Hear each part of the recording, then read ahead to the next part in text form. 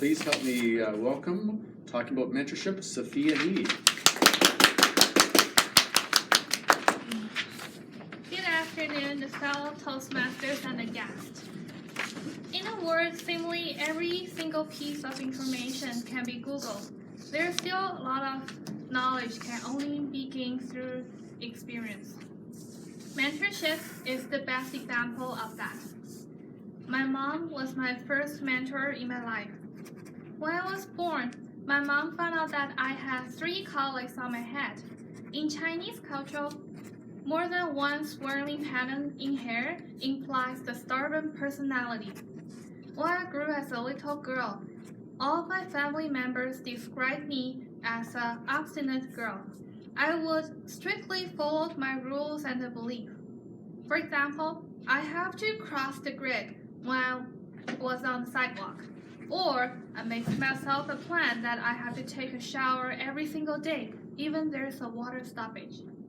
My dad and I always fighted with each other because I did not want to follow his rule or authority. Instead, my mom nurtured me very gently. She would always ask me, "What do you want to do?" By giving me so many choices and possibilities, I lost my point of fighting and realized the power of control of my life. When I was 6 years old, my mom asked me, "What do you want to do in your spare time?" I had no clue at that time. Instead of making the choices for me, she took me to the school and let me explore all classes I would be interested in. In the end, I picked the English class and the violin class. After that, every time I did not want to do my homework or couldn't be focused, my mom said, remind me that it is me who made the choice. And so I have to take the responsibility of it. So also she gave me the option of quitting. Of course, as a stubborn child, I chose to stick on to my own choice. After this many years of practicing English and playing the violin, and I realized I learned more and more about what is never give up, what is being accountable.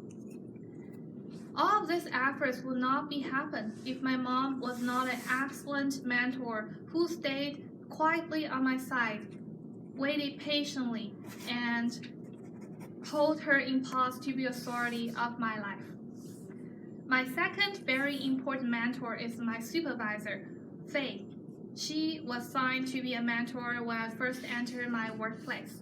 At that time, I was so bubbly and cheerful. I was skipping and singing in the aisle.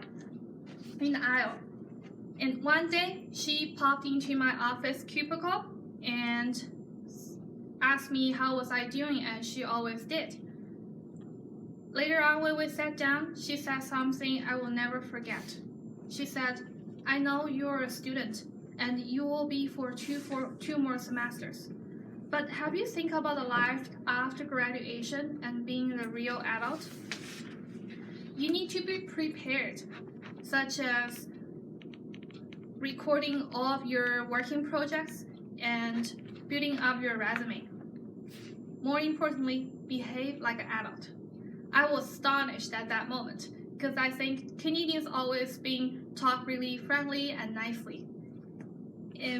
However, I listened to her suggestions, and 5 years later, when I'm standing here, I can look back with gratitude to my mentor, who took me under her wings and helped me to make the transition to become a mature adult. Honest advice does not always appear to the ears, but I believe it can facilitate my growth. The last mentor I want to talk about is myself. In the last few months, I was mentoring a coworker who was recently promoted from a full-time worker to a supervisor. I had a similar debate with this new supervisor while we did the order and the paperwork.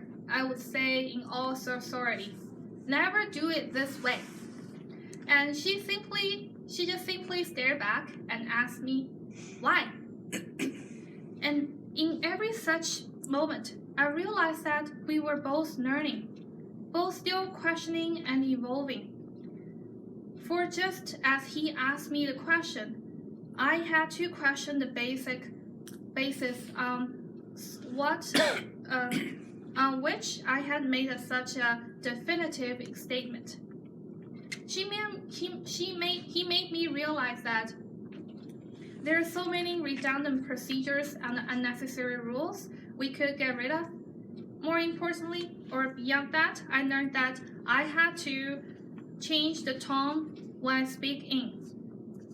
Give my mentee voice and choice on deciding on activities. Being equal and respectful is the key to our mentoring relationship.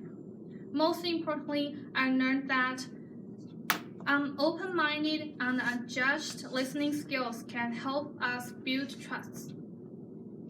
In the end, mentoring is not just teaching and giving. Mentoring is as water, raindrops moistening flowers silent in spring. By giving advice fairly and building a tight bond, we can all grow together. Thank you. Thank you, Sophia. Thank you. Lots of good tips and ideas there about mentoring. Thanks very much.